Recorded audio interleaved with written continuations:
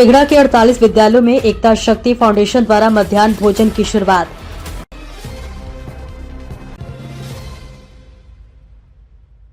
नमस्कार, स्वागत है आपका बेगूसराय न्यूज प्लेटफॉर्म में, जहां खबरें सिर्फ दिखाई नहीं जाती, सच की रोशनी में परखी जाती हैं। मैं हूं आपके साथ अंजना। आप जुड़े हैं उस प्लेटफॉर्म से जिसकी पहचान है तेज रफ्तार खबरें, बेखौफ सवाल और सटीक अपडेट। तो चलिए बढ़ते हैं आज की सबसे बड़ी, सबसे तेज और सबसे भरोसेमंद खबर की ओर, जो आपके शहर, आपके समाज और आपकी आवाज से जुड़ी है।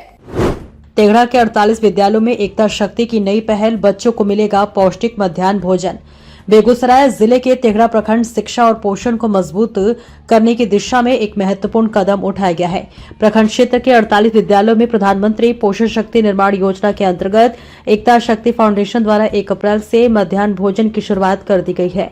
इस पहल से हजारों स्कूली बच्चों को नियमित रूप से पौष्टिक भोजन उपलब्ध होगा, जिससे न सिर्फ उनके स्वास्थ्य में सुधार होगा बल्कि विद्यालयों में उपस्थिति भी बढ़ने की उम्मीद है।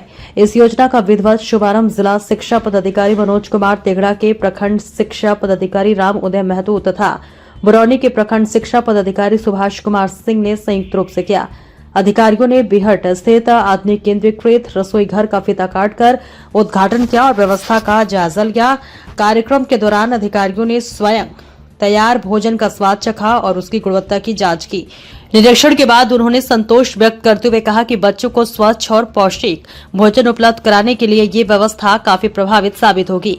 उद्घाटन के साथ ही संबंधित विद्यालयों में भोजन वितरण का कार्य भी शुरू कर दिया गया। गौरतलब है कि बिहार राज्य मध्याह्न भोजन योजना समिति के पत्रांक 185 दिनांक 25 मार्च 2026 के निर्देश के आलोक में ये व्यवस्था लागू कर दी गई है और इसके साथ ही निदेशक मध्याह्न भोजन योजना बिहार के निर्देशानुसार बलिया और बरौनी प्रखंड में बनाए गए अत्याधुनिक केंद्रीकृत रसोई घरों में कुल 201 विद्यालयों को पका पकाया भोजन उपलब्ध कराया जा रहा है।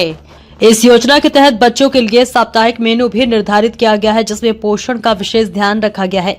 सोमवार से शनिवार तक अलग अलग प्रकार के भोजन जैसे दाल, चावल, सोयाबीन की सब्जी, चना छोला, खिचड़ी और हरी सब्जियां शामिल है।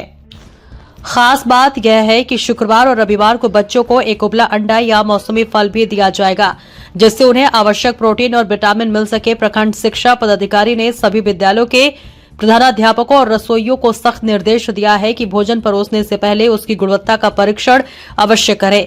उसके बाद ही छात्रों को भोजन दिया जाए ताकि किसी भी प्रकार की लापरवाही न हो। अधिकारियों ने कहा कि इस योजना का मुख्य उद्देश्य बच्चों को पौष्टिक आहार उपलब्ध कराना, कुपोषण को कम करना और विद्यालयों में नामांकन एवं उपस्थिति को बढ़ावा देना है।